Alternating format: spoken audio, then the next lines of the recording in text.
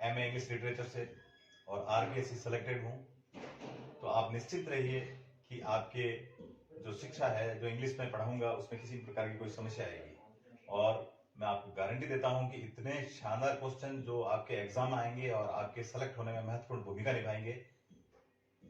तो मैं आपको जो रीट 2021 का जो एग्जाम होने वाला है, उसमें जो लैंग्वेज जिसने सेकंड ले रखी है इंग्लिश के अंदर, उससे संबंधित मैं कंप्लीट सिलेबस आपको पढ़ाऊंगा। तो सबसे पहले मेरे चैनल को लाइक करें, सब्सक्राइब करें और ज्यादा से ज्यादा शेयर करें। तो आपको आज मैं फिगर ऑफ स्पीच के बारे में पढ़ाऊंगा।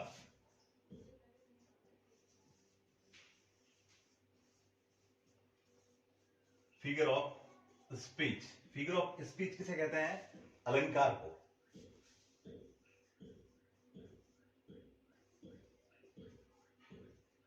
फिगर ऑफ स्पीच यानी अलंकार।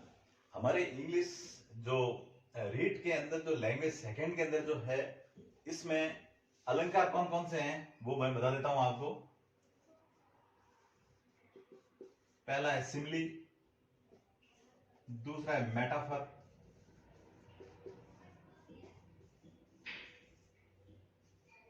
तीसरा है एलिट्रेशन,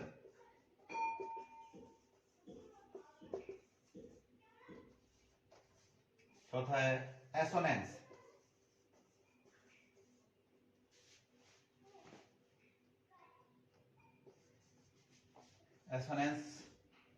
और पर्सोनिफिकेशन,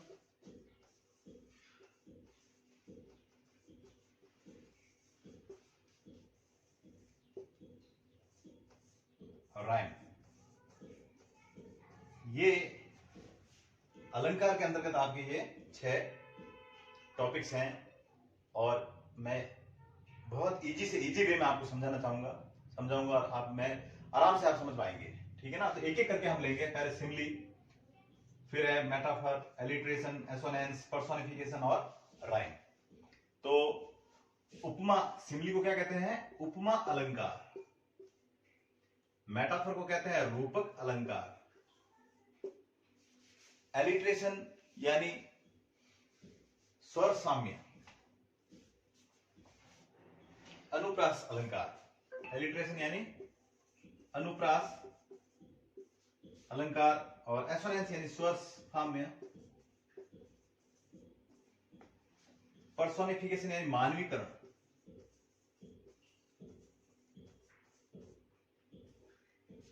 और राइम यानी तुकबंदी।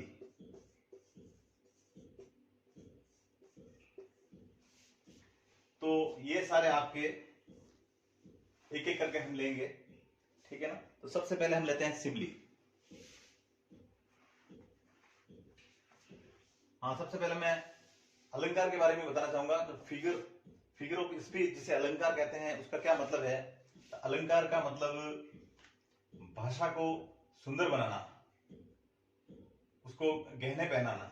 जैसे किसी व्यक्ति को गहना पहनाने से वो खूबसूरत दिखने लग जाता है महिला को, उसी प्रकार से भाषा को अलंकारित करने से भाषा और ज्यादा सुनने में अच्छी लगती है, बोलने में अच्छी लगती है, और उसमें एक अलग ही श्रृंगार हो जाता है। तो ये सारे उसके अलग अलग गहने हैं। हम एक एक करके इसके बारे में पढ़ेंगे और बिल्कुल इजी लैंग्वेज में, इजी भाषा में, और आपको आसानी से समझ में आएगा। तो सबसे पहले आज हम शुरू करेंगे सिमिली, उपमा अलंकार।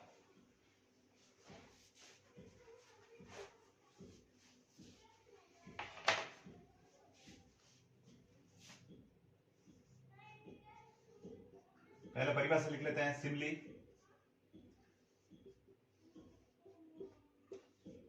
Simile is a figure of speech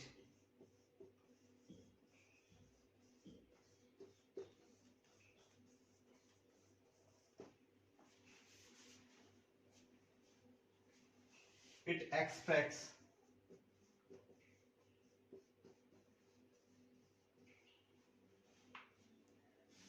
direct comparison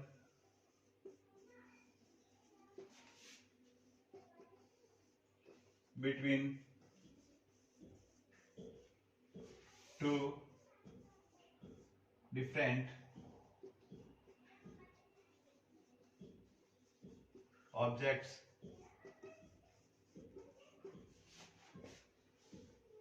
things living being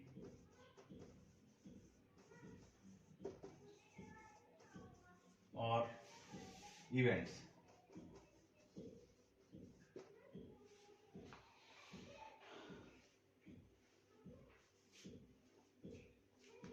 In simile, the comparison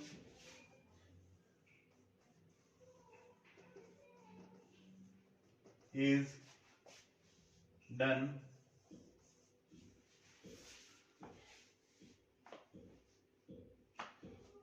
by using like as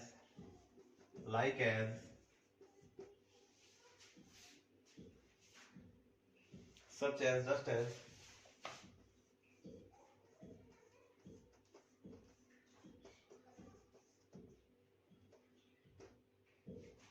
so etc etc.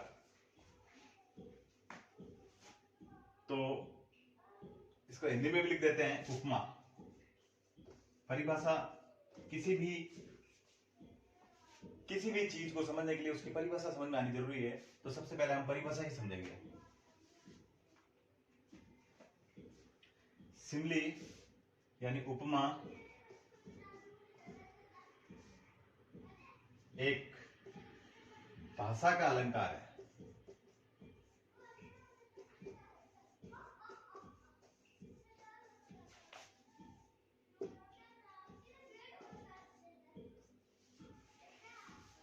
यह मतलब सिमिली यह दो अलग अलग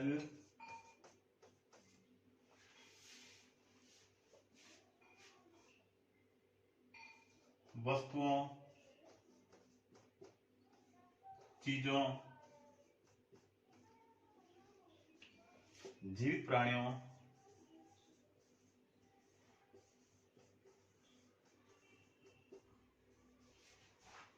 व घटनाओं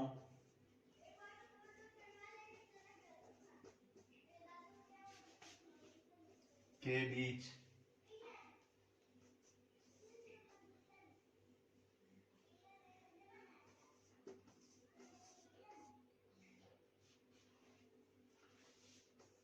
सीधा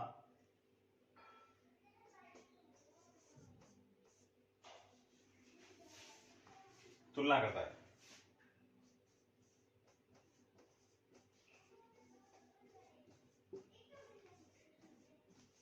इसमें देखिए इन शब्दों का उपयोग होता है लाइक एज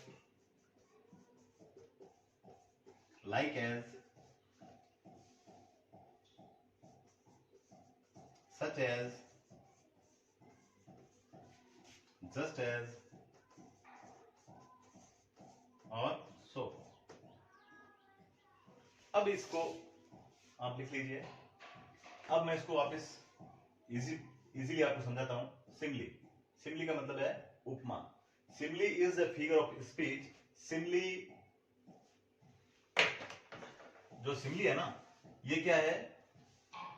भाषा का गहना है, अलंकार है, भाषा का गहना है।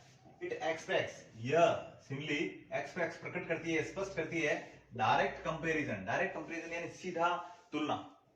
सीधी तुलना करती है बिटवीन यानी दो के बीच में। किन दो के बीच में? टू डिफरेंट ऑब्जेक्ट्स, दो अलग अलग जो ऑब्जेक्ट्स हैं, वस्तुएं हैं, चीजें, थिंग्स यानी चीजें हैं, लिविंग बींग्स यानी वो जीवित प्राणी भी हो सकते हैं, या फिर इवेंट्स घटना के बीच में। कोई भी दो घटना हो सकती है, वस्तु हो सकती है, जीवित प्राणी हो सकते हैं, उन दोनों के बीच में सीधा तुलना करना है। ठीक है ना? In simile the comparison is done by using, simile के अंदर जो तुलना की जाती है, कंपैरिजन किया जाता है, वो किसका उपयोग करके? By using like as. Like as, such as, just as और सो, इन शब्दों का उपयोग कर कर तुलना की जाती है दो या दो से अधिक, दो वस्तुओं के अंतर्गत या चीजों के अंतर्गत या जीवित प्राणी के अंतर्गत या घटना के अंतर्गत, तो फिर उसको हम क्या कहेंगे, सिमिली कहेंगे। ठीक है ना। हिंदी में भी समझ लीजिए आप, उपमा क्या है, उपमा एक भाषा का अलंकार है, भाषा को सजाने का एक विधि है, विधा है। यह दो अलग अलग वस्तुओं, चीजों, जीवित प्राणियों व घटनाओं के बीच सीधे तुलना करता है, सीधा तुलना करता है, मतलब दो चीजों के बीच, जीवित प्राणियों के बीच या घटनाओं के बीच में तुलना करता है। ठीक है ना। इसमें लाइक एज, सच एज और जस्ट एज का उपयोग किया जाता है, उसको हम सिमिली कहते हैं, उपमा अलंकार कहते हैं। अब इसके कुछ एग्जाम्पल देखेंगे, उसके बाद में आपको ये एकदम क्लियर हो जाएगा।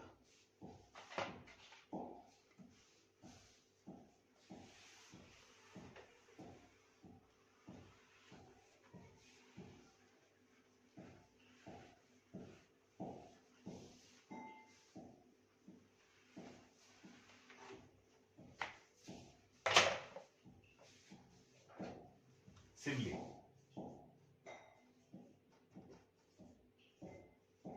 ठीक है ना। इसके एग्जांपल्स देखते हैं हम। पहला लेते हैं, ही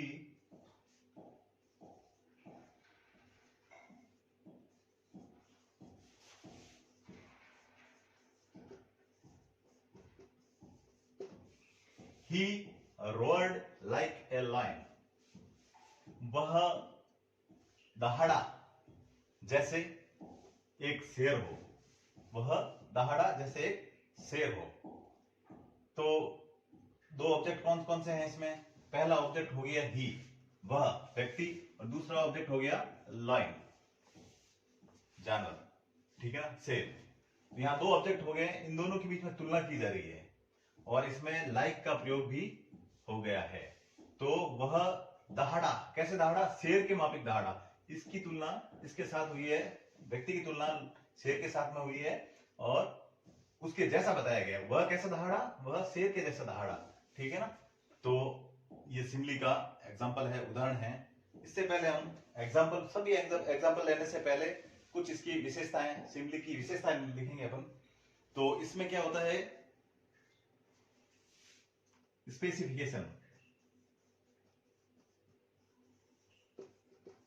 विशेषताएं।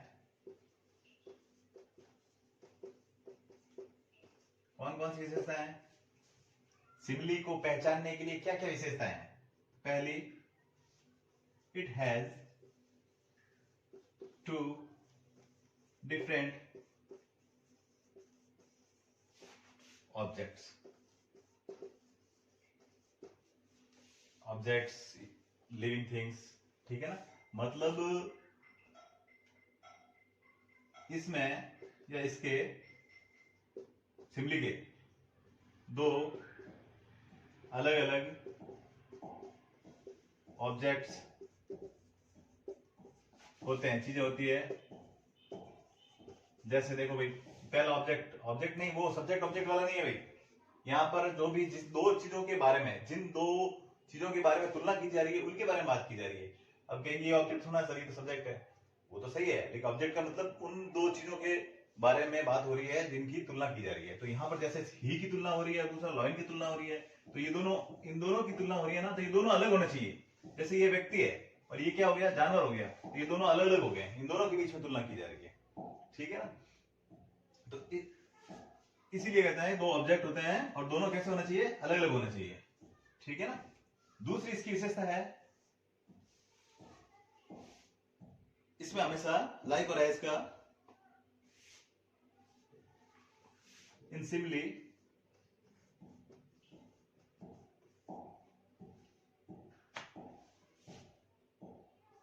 the word like, as, such as, just as,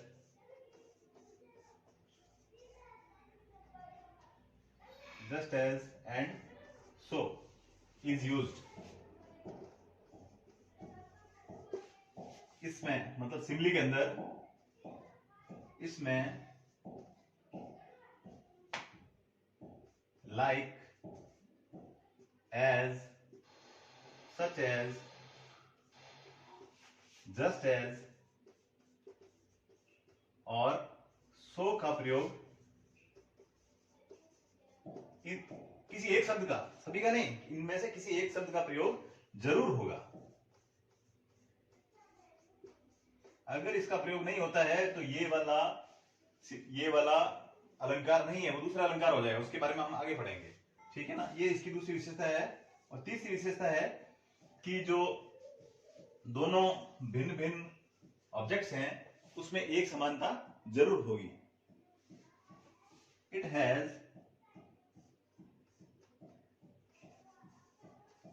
one similar quality.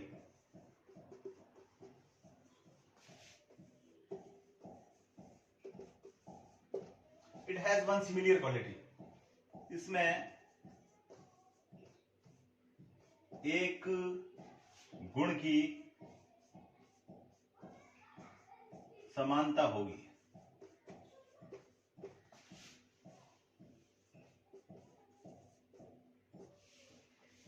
इसमें एक गुण की समानता होगी, जैसे he roared like a lion, वह दहाड़ा, और शेर भी दहाड़ता है। तो दहाड़ना है मतलब आदमी दहाड़ता नहीं है, लेकिन आदमी जोर से बोलता है, तो दोनों में जोर से बोलना, उसका भी बोलना है जोर से, तो ये दोनों में एक ही गुण है।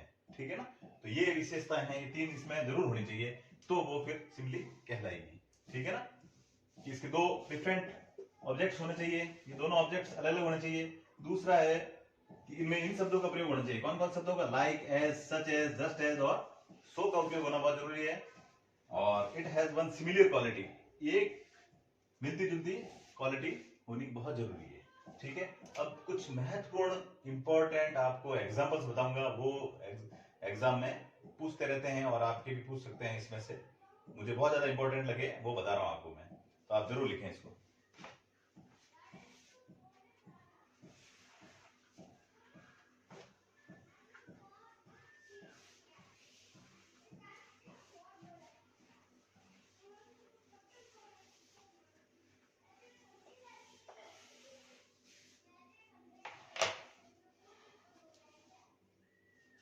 हाँ, तो पहला एग्जांपल लेते हैं।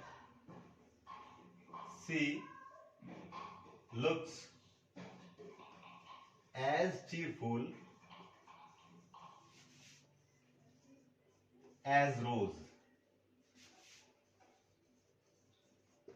देखो भाई, अब इसमें तुलना हो रही है दो ऑब्जेक्ट्स के बीच में। किस किस के बीच में?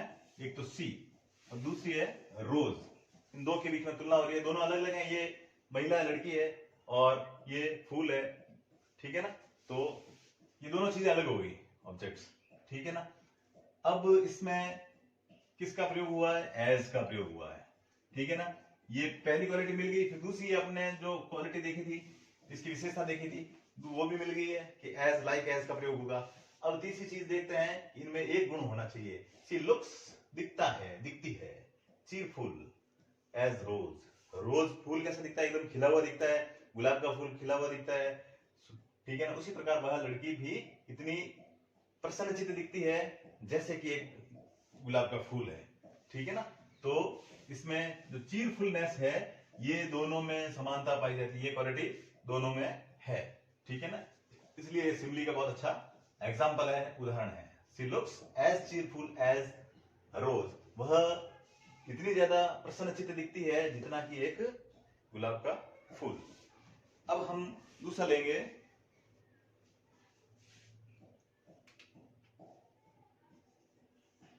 सी is as beautiful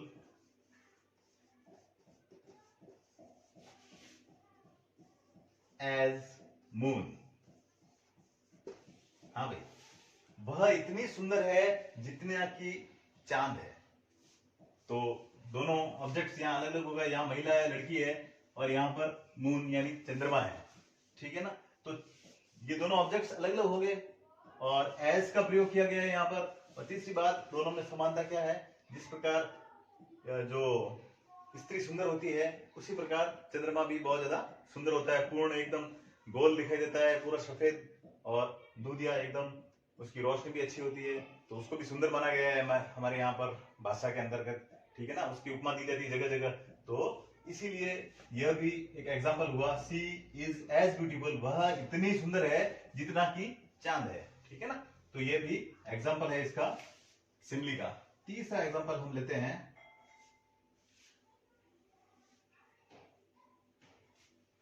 they are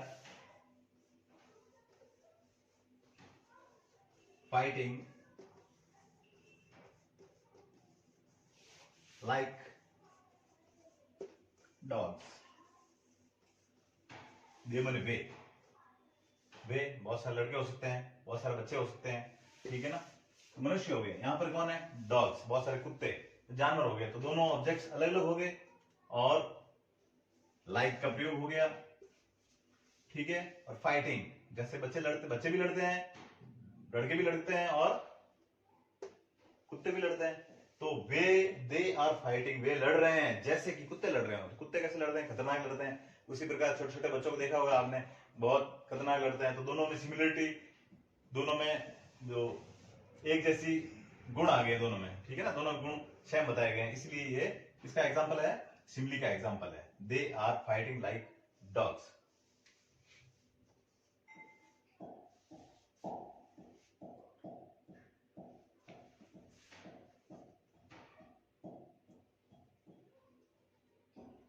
Sita is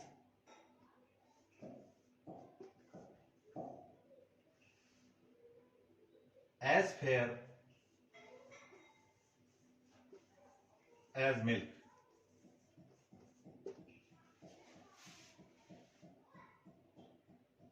fair की जगह हम व्हाइट लिख सकते हैं, as white as milk। Sita इतनी ज्यादा सफेद है जितना कि दूध हो। तो सीता किसी महिला का नाम है, लड़की का नाम है, वो बहुत ज्यादा गोरी है, ठीक है, कितनी है, जितना कि दूध है। तो यह तुलना किस किस के बीच में हुई है, सीता के बीच में और दूध के बीच में। सीता महिला है, लड़की है, ठीक है ना, स्त्री है, और ये पदार्थ है दूध, ठीक है ना। तो दोनों के बीच में अलग अलग चीज है, दोनों के बीच में तुलना हो रही है। इसमें देखो एज और एज का प्रयोग हो गया। तीसरा व्हाइट, व्हाइटनेस जो है दिखने में, कलर जो महिला का कलर है और इस दूध का कलर है, दोनों अलग अलग हो गया, सेम हो गया, ठीक है ना। तो ये समानता दोनों में पाई जाती है, ठीक है। तो अगला हम एग्जांपल लेंगे,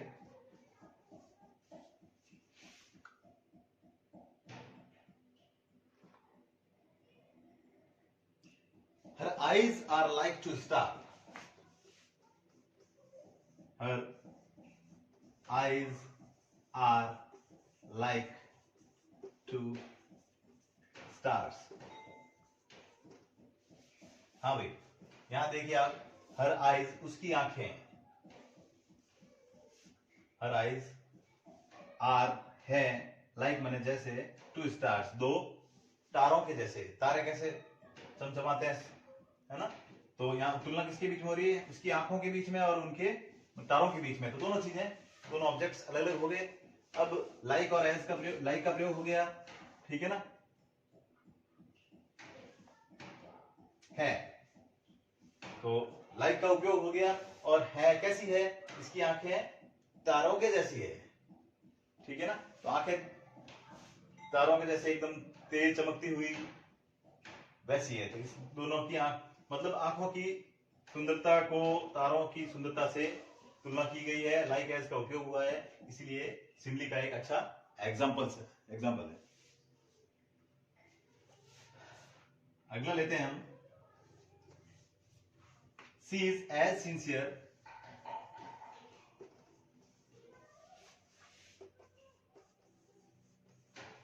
एज काउ। यहां पर सी कोई महिला हो सकती है, सीता गीता, राधा मोहन, सॉरी सीता गीता, और भी कई नाम है, ठीक है ना। तो कोई भी लड़की हो सकती है, और काउ यानी गाय, तो ये जानवर हो गया, गाय, ठीक है ना। और यहां पर लड़की है, तो इन दोनों में तुलना की गई है। तो ये दोनों ऑब्जेक्ट्स अलग अलग हो गए, और एज का उपयोग हुआ है तुलना करने के लिए।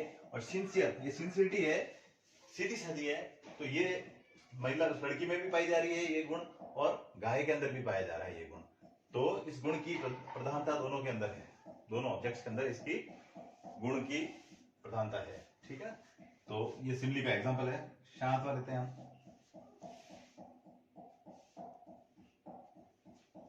I wandered along like a cloud। तो आई यानी मैं, और यहाँ क्लाउड मैं नहीं, ये एक अच्छा, मैं मेरे लिए नहीं कह रहा हूँ, ये एक अच्छा एग्जांपल है।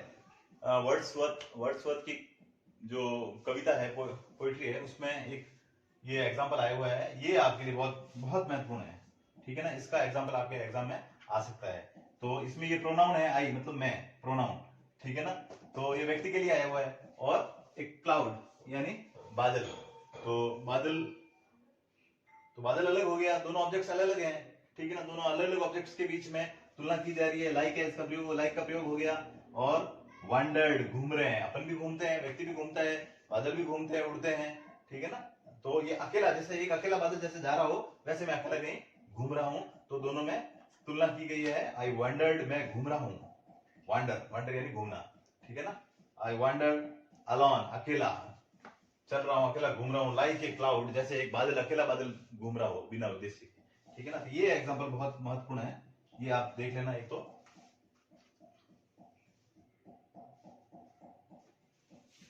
अगला देखिए, live like a hermit।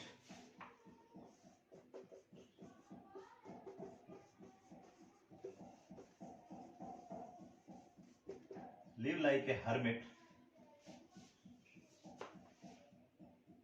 but work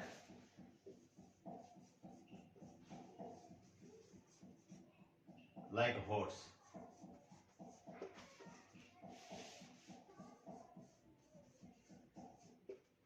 ठीक है ना, इसमें लिव यानी रहो, लाइक यानी जैसे, हर्मिट, हर्मिट किसे कहते हैं?